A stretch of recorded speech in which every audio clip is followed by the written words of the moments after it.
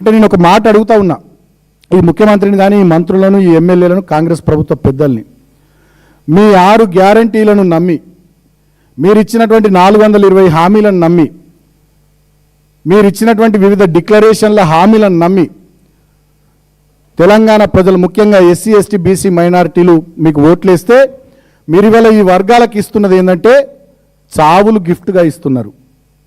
ఈ వర్గాల పిల్లల భవిష్యత్తు బంగారుమయంగా ఉంటుంది అనుకుని నమ్మి మీకు ఓట్లేస్తే ఇవాళ ఈ వర్గాల పిల్లల చావుల్ని మీరు గిఫ్ట్గా ఇస్తూ ఉన్నారు.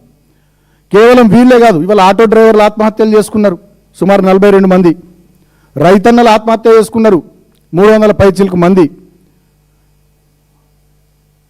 ఇవాళ రిటైర్డ్ ఎంప్లాయీస్ కూడా ఆత్మహత్యలు చేసుకునే కాడికి పరిస్థితి వచ్చింది. కాంట్రాక్టర్లు బిల్లులు రాకుండా వాళ్ళు ఆత్మహత్యలు చేసుకున్నారు.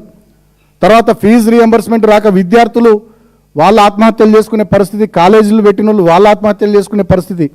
రాష్ట్రంలో ఏ ఒక్క వర్గం కూడా వల్ల కాంగ్రెస్ పాలనలో రేవంత్ రెడ్డి పరిపాలనలో సంతోషంగా లేరు. మరి ఎవరు సంతోషంగా ఉన్నారు ఈ రాష్ట్రంలో అంటే ముఖ్యమంత్రి గారు, మంత్రులు వీళ్ళంతా సంతోషంగా ఉన్నారు. ఒకవైపు గురుకులాల్లో పిల్లలు చేస్తూ ఉంటే ముఖ్యమంత్రి గారు ఫుట్బాల్ ఆటలు ఆడుతూ ఉన్నాడు. మంత్రి వివేక్ గారు చెన్నూరు పట్టణంలో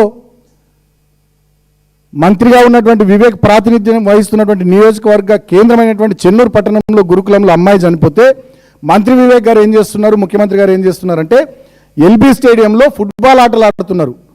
అంటే పిల్లల చావులు కూడా వాటి పట్ల కూడా కనీసం మీకు కనికరం లేదు, చీమగుట్టినట్టయినా లేదు.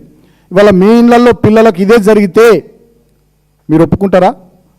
మీ ఇళ్లలో పిల్లలకు ఏదైనా జరగరానిది జరిగితే మీరు ఎల్బీ స్టేడియంలో పోయి ఫుట్బాల్ ఆటలు ఆడుకుంటారా? నేను అడుగుతా ఉన్నా ఇవాళ ముఖ్యమంత్రిని కానీ మంత్రి వివేక్ని కానీ.